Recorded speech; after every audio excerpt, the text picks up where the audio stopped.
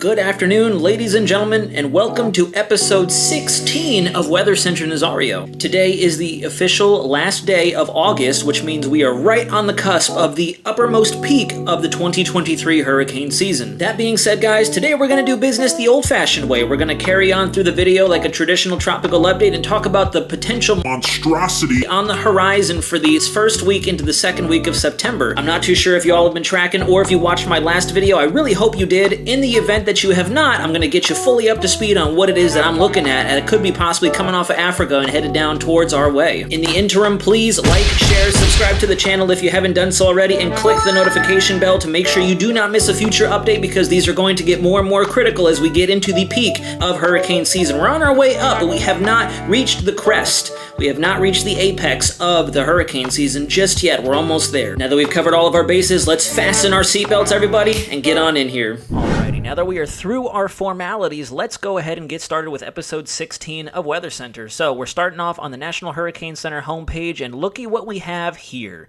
We have disturbance numero 3 with a 20% chance of cyclone formation in the next 7 days. This is exactly what I've been talking about over the last couple of episodes of Wxcenter Nazario, and it looks like NHC is picking up the ball. The ball is in their court, and it looks like they're highlighting something for the next 48 hours up to 7 days. The remainder of the Atlantic still looks pretty chaotic. We have Idalia still churning off the eastern coastline of the mid-Atlantic states. They're still feeling some of the effects in way of storm surge, increased swell, potential rip currents along the Carolina coast up into the Virginia area as well. They've reported elevated surf conditions thanks to the wraparound wind field around the northern portion of Idalia. Franklin, I feel as if he's just been kicking it there. He's going to stay there until the end of the hurricane season. We're going to be talking about him once we get into October, November, and we're going to wish Franklin a Merry Christmas with as long as he's chilling out there. These are actually the remnants of Gert. Gert just refuses to take off. Gert is just been kind of buddy-buddy with Jose. Jose snuck in under the radar. For those of you who were not aware, Jose definitely decided to steal third base, and he's taken the J name. He's finally showed himself after wandering about the Central Atlantic for a few days now, got his act together, and it looks like, unfortunately, he's not going to be able to execute anything beyond that. And then we still have Invest AL94. Now, I'll openly admit, they slowly but surely keep bumping up the chances of formation for this feature. I truthfully hope that this disturbance here gets the name Katia. It's going to be a race between the two. Models suggest that this may become a low-grade tropical depression. I don't see any pressure values, at least on the surface, to indicate a named storm, but time will tell. Time will tell. I'm kind of rooting for disturbance number 3 here. I really want to see Katia come towards us, and I think it kind of beats out Idalia just a little bit. I diddly doodah is what I'm calling her, especially as she wandered about the Western Caribbean before she finally made up her mind and came towards the Sunshine State, decided to wreak havoc on northern Florida, and for those of us in central Florida who had to do battle with some tornadic activity for about a 24-30 hour period. Anyways, now that I've finished with my NHC tirade, let's take a look at what Africa has in store for us. So folks, as you can see here, we have quite a bit of tropical entities over portions of the continental Africa, with Invest 94L spinning just offshore, affecting the Cape Verde Islands. This is anticipated to push off to the northwest, if not north-northwest, and get sucked into an upper low that's situated off the European coastline, posing no significant threat or hazard to anything out there besides some unfortunate shippers who may be in the path of this system. Now, we're not going to spend too much time on this satellite imagery. I just want you guys to get a look at what's ahead. We have this area of tropical energy that's getting ready to plop off the African coastline. This is what I believe is going to take shape and be our next invest area. This is disturbance number 3, preparing her exit strategy along the West African coastline. She should be out there within the next 24 hours, and within 3 days, some of our long-range models are indicating that we could have a tropical depression as early as Sunday. Could be sooner, could be later. Right now, things are looking very favorable. We'll dive into that at a later point in time. However, I can tell you that sheer precipitable water values, humidity, everything out there is looking very good in terms of another tropical depression getting its act together. And I'll take you real quickly. It's kind of dissipating, but we have some energy here. We have energy in through here. There's a little bit of a spin up over here, and then even further upstream, just beginning to make its way into this satellite image, which could possibly be another wave we'll have to look out for on the coming days. We went over this yesterday in episode 15 of Wxcenter Nazario, and it looks like CPC is only predicting that we're going to continue to get even more active as we get into the middle portions of September. Right now, they have us hovering at above 20% chance in the Atlantic Basin, and you can see that once we get to September 13th and on, they increase that to above 40% chance with an unfavorable environment set up in the Caribbean. So if we can get our next potential invest westward through the Caribbean or to the north of the Caribbean, we could definitely see some pretty formidable development out of that system. We're not going to spend too much time on here. We're actually going to take a deep dive into the models real quick to show you what we have developing, no pun intended, developing as we speak. These are our 0Z European probabilities in terms of tropical depression formation or getting a system with 20 knots or greater in the center of circulation. We're looking at the 12 Zulu slowly taking its time to pull in, but I wanted to make sure to get an update video out to you guys before it was too late in the evening, interrupting your regularly scheduled programming for your night-to-night shenanigans. So I'm going to go ahead and sit back on this, and I may update you either via TikTok or Instagram or with a YouTube short later on tonight, to be determined. At 0 Zulu, you can see at 96 hours, we already have a good opportunity to see some tropical depression formation right off the coast of Africa. This doesn't seem too crazy. We got some oranges and some yellows highlighted in the greens and the blues. However, if you take a look at our map key, we're already seeing a 70 to 75%, if not 80% chance of tropical depression formation within the next couple days, and this is only 96 hours out. So this could happen by the end of the weekend. We could have our new tropical depression out there in the eastern MDR. You go forward in time to 144 hours out, and that probability only continues to increase. 168, still about the same. 192, still about the same, tracking off to the west-northwest. And then by 216 up to 240 and the remainder of the loop, we start to see some discontinuity in where this system could go. If there's a weakness in our high pressure over the central Atlantic basin, we will definitely see this hook up, unfortunately, towards Bermuda. Bermuda's been taking a thrashing. We had Franklin work its way through there. Now, Idalia is getting ready to make her way as a tropical storm towards the Bermuda Island. And we could have this future Katia and or Lee working its way to the north-northwest with its eyes set on Bermuda as well. Another worst-case scenario would be if she continues off to the west-northwest, becoming an issue for the northern Caribbean islands, some swell, increased rainfall, and some potential tropical low-grade winds off of the southern flank of the storm. But this will also take it directly through the Bahamas and back into the Sunshine State. We're going to have to keep an eye on that. Some of our operational models are starting to swing it in a more westerly fashion. So that's what we're here for. All of us YouTube weather enthusiasts, the meteorologists out there, and in the broadcast meteorologists are going to make sure that you guys are well ahead of this storm. I know we just had Idalia come through, and she made a whole mess of the southeast. So we don't want a repeat. However, it's slowly but surely starting to trend in that direction. Now, I do foresee a lot of wobbling. I do see some wiggle wobble going on over the next few days because we are so far out, guys. This is the 12th of September. We have a long time. We're not even into September. We're on the cusp of September, but we're not into September yet. So there's a lot that could change. There's a lot of margin of error here. I'm just simply giving you what I'm seeing in terms of the trends and the persistence in all of our models. Moving right along to the 0 Zulu active cyclone locations. This is going to be the 51 models, or I should say ensemble members of the Euro that are indicating some pretty good potential cyclone activity. At the third day mark, this is now September 3rd. You can already see a little bit of agreement going on that we could see a low pressure center try to get its act together on the 20-degree longitude line. At 96 hours out, we begin to see a lot more members coming into agreement that we could see a low-grade tropical depression. And I spoiled it for you guys. Unfortunately, I went all the way to the 270-hour mark. I did not mean to do that. I wanted the suspense to, to marinate a little bit. I wanted to give you guys in suspense and see if you could kind of piece together the puzzle that I have in front of you. But since I decided to rip the Band-Aid off, as you can see, what is very concerning about the latest ensemble run is yesterday, I will switch to my red ink and increase the size so you can see it. Yesterday, we had fairly decent model consensus that we'd see a curvature up to the north into the central Atlantic, or dare I say it, back up to the north just in time to graze Bermuda again, or at least come close to a Bermuda landfall. Today, let me erase my ink, and I'll go over to the yellow marker. You can see we have quite a bit of agreement that we're going to see a more westerly track before we split to the north and potentially impact Bermuda. I'll drop the width of my pen so I can draw a makeshift cone. You can see that there is a huge margin of error out here. There's a large area of ocean water that she could potentially cover. The only alarming situation or the only alarming detail about all these ensemble members are the number of them predicting a major system. That is very concerning. We don't need another major system. As exciting as it may be for us who want to post content on these systems, it's great for us, not so great for those who are in their path. And as you can see, there are a couple of ensembles as of this morning. Very interested to see what 12Z has to say that have a Cat 1 hurricane working their way through the Antilles, Puerto Rico, and then back up through the same areas that Tropical Storm Franklin previously impacted about a week ago. We are going to take a quick glance at the GFS ensembles as well. The GFS was initially calling for little to no development outside of maybe some disorganized tropical moisture moving west through the MDR towards the Caribbean. However, now you can see as we go forward in time, as early as 72 hours, we begin to see some ensemble agreement that something is going to form, and it does in fact carry it off to the west and develop it into a tropical storm, if not low-grade hurricane.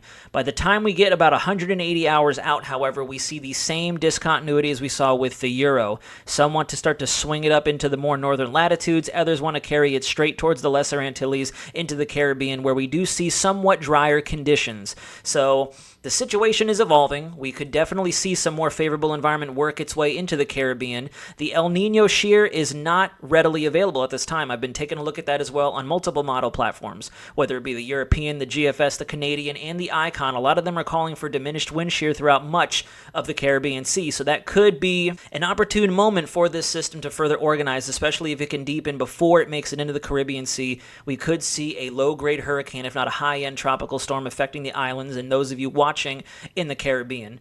As you go forward in time, this is 270 hours out, and unfortunately, again, there is a bit of agreement that a major system could go over the northern Lesser Antilles, Puerto Rico, and the Dominican Republic. So, is my radar turned on to 110%? Absolutely. Am I going to keep you all updated? And viewers far and wide, whether you live in the state of Florida, if you're in the Southeast, or if you are watching currently from somewhere in the Caribbean, you can best believe that Wxcenter Nazario has your back through this situation.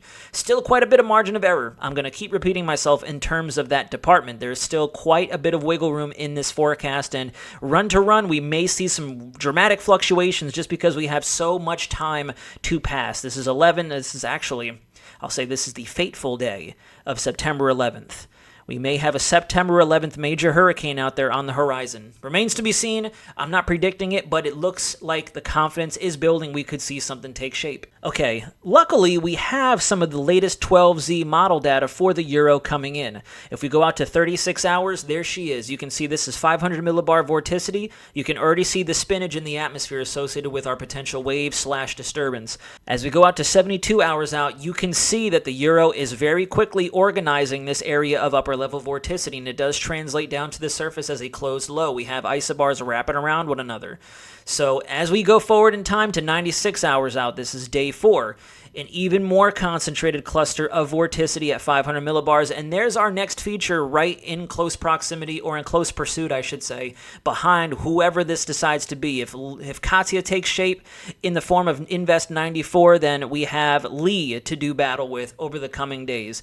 At 144 hours out, we have our 2 new entities out there over the MDR. This could possibly be our named storm, Tropical Depression Katia and/or Lee, and this could also be Lee or the following storm after that, depending on what kind of named system development we get over the next 7 to 10 days. At the very back end of the run, you can see that they are starting to cross some of the latitudinal lines and start to curve north. However, look at this gigantic ridge here. That is what's concerning. We do have a cold pocket that's trying to keep things nestled up against the northeast and mid-Atlantic coastline. This could provide a bit of weakness in our mid-amplitude ridge and allow these storms to hook north, sadly, towards you guys over there in Bermuda, but at least it'll keep it away from the southeast.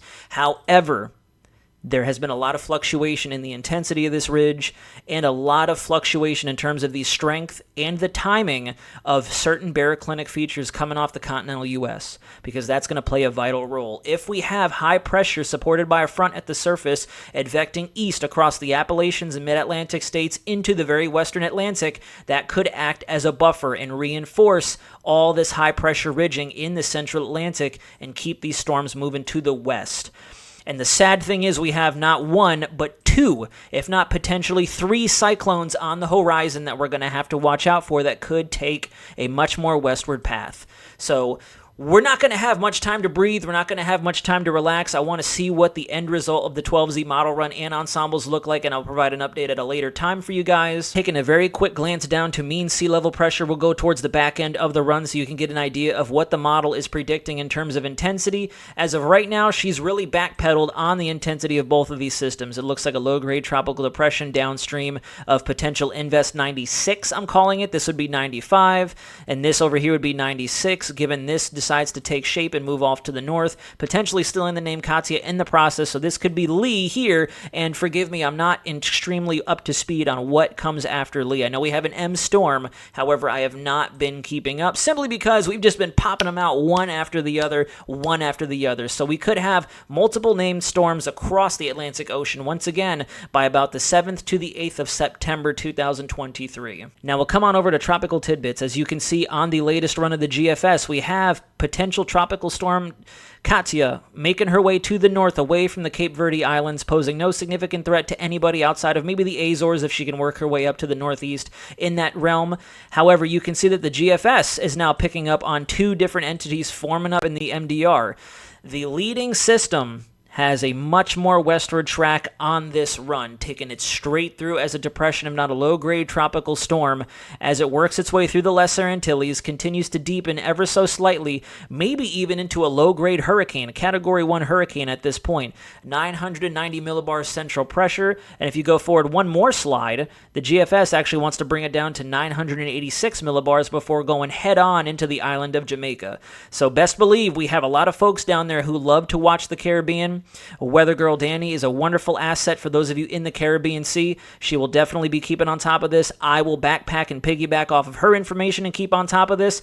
And you can see the potential cyclone upstream of whatever goes into the Caribbean Sea does hook off to the north, finds this weakness in shape of a baroclinic low to the north, and moves out into the Atlantic to be seen and heard from no more. The Canadian model has also shown quite a bit of consistency over the last 30 to 36 hours in developing one, at least, particular cyclone over the eastern MDR and carrying it to the west. This model run also does indicate a bit of a weakness in our central high-pressure system. It keeps the 1031 polar high well to the north in the northern Atlantic Ocean, which allows our system to travel north, unfortunately, in the direction of Bermuda. I can't stress this enough. Bermuda, you're definitely going to have to watch this over the next 7 to 10 days, if not 12 days from now, as we get into September 10th through September 10th through September 13th, there could be some sort of an organized feature moving towards the island of Bermuda, the southeastern United States, or working its way through the Caribbean. I will also make note that as of the 12Z run, this model definitely wants to transition it off to the west-northwest a lot more favorably than initially. It wanted to originally create a much more aggressive northward turn. However, because of this high pressure being predicted in place at this point in time, it looks like the model wants to carry it further to the west. So lots to watch out for, lots to talk about over the coming days. We will continue this regimen of day-to-day updates on Wxcenter Nazario, so please tune in actively. Make sure those notifications are on if you like what you see. Now, before we continue on towards the back end of the video, I want to take a look at the 500 millibar anomaly product, because this is what's going to help kind of tell us what our Atlantic could look like as systems trek across Canada and the northern tier United States. We have a pretty crazy conglomeration of different features. We have an upper cold core low and associated trough moving into the west coast, a broad amplitude ridge over much of the United States with an embedded cold pocket moving through the northern Great Lakes, central Canada just to the west of James Bay, and a trough axis over the Atlantic at this time that's helping to kind of keep Idalia in the picture. She's not preparing for her exit strategy just yet. She wants to spend a little bit more time with us and give us a fair reminder of what she just did to the southeast. So unfortunately, we will not be saying goodbye to her in the near-distant future. We may need to see her hanging out for about another 5 to 7 days. And as we go forward in time, you can see that that cold pocket, that cutoff low over the western Atlantic just stagnates. And that's also what's going to help Idalia kind of sit around and mosey around the western Atlantic, kind of elevating the surf conditions and throwing some moisture towards the eastern coastline of the northeastern states. But we have this mid-amplitude ridge coming in upstream that should hopefully evacuate that system if it doesn't ride over top of it and both our lows at the surface become entrenched. And what that means is the steering flow in the low to mid levels of the atmosphere is going to be nil to none, so they're just going to hang out and spend some time with us. As we go through time, this is what gets a little bit more concerning. We finally see that cutoff low begin to erode. You can see a little bit of a semblance of Idalia finally kicking off to the northeast, becoming a rainmaker and a swell maker for Nova Scotia and eastern Canada. And then look at this broad to mid-amplitude ridge that sets up over the Atlantic. We do have a bit of a low pressure center, or a low height center, I should say, in the central-most portion of the ocean, but I think this is why the GFS wants to translate a system off to the west towards Jamaica. You can finally see a reflection of it up to 500 millibars before making its way towards the Gulf of Mexico. From here, it's anybody's best guess if this even takes shape, if this even comes to fruition, if we do have something coming through the Caribbean. Given that there's a trough right here, it's going to erode at not only our mid-amplitude ridge over the Atlantic, but allow for some increased amplitude for our ridge over the Conus, which, in my professional opinion, is going to allow something to kind of work its way into the eastern Gulf of Mexico, potentially becoming a Gulf Coast state issue or a western Big Bend area of Florida issue again. Very soon, not too long after Idalia's landfall, so this could be potentially catastrophic if this pans out.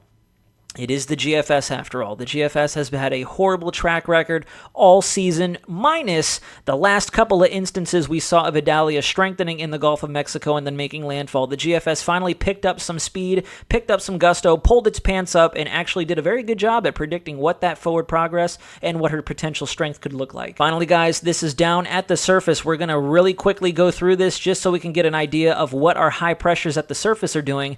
As you can see, the ridge over the Atlantic supports a 1020 modified polar high over the western Atlantic, and we have a very, very dense 1033 high situated over the Hudson Bay, sinking east-southeast at this time that could helpfully reinforce our high over the Atlantic. So this is also why I think the GFS wants to carry a Caribbean Sea storm out there towards the very tail end of the 12Z model run. Lots of time to get ahead of this, lots of time to get an idea of what the big picture synoptic pattern is going to look like, so please do not start sweating. Just make sure you tune into the channel of your preferred choice to make sure you get all the latest information and stay ahead of these storms, because that's what we're here to do. We're here to provide the most accurate, to the best of our ability, information to all you lovely viewers out there who want to stay ahead and track these systems before they're knocking on your doorstep. Last but not least, as we prepare to close out, look at this cloud signature with Invest 94L. This is why Hurricane Center continues to up the probability of development. We're seeing some pretty good symmetry working its way around the lowest central pressure situated just to the northwest of the Cabo Verde Islands. Out ahead of it, not as dense as we've been dealing with for most of the early portions of hurricane season, but take a look at this Saharan dust plume. Now, a lot of you may think that this is going to help to suppress any significant activity over the western and central MDR. However, looking at the latest NASA model, I'm not going to pull that up now for the sake of time. I've been looking and obsessing over the latest runs of the NASA dust ensembles, and this is looking to wash out because we are expecting, alongside that potential Invest 95L, a huge influx of moist air off of the African coastline. So this is going to help to erode all that dust as it begins to move into the Caribbean Sea before it washes out almost to its entirety.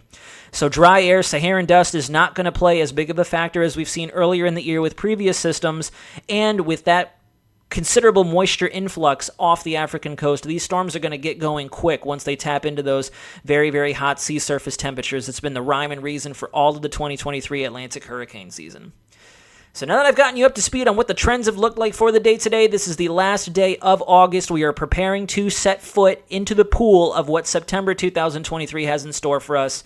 This will now begin the closing of Wxcenter Nazario episode 16. I'll see you all very soon. I'll keep you up to date on what is blooming out there in the Atlantic main development region and what could possibly be headed our way as we wander into the most treacherous part of the hurricane season, especially with as erroneous as 2023 has been. We are done with Idalia, but who's to say that Katya, if not future Lee, may be coming in a lot sooner than we think. So stay tuned for more, folks. I'll make sure to get the latest information out to you as soon as I physically can. Otherwise, this is Wxcenter Nazario, signing out.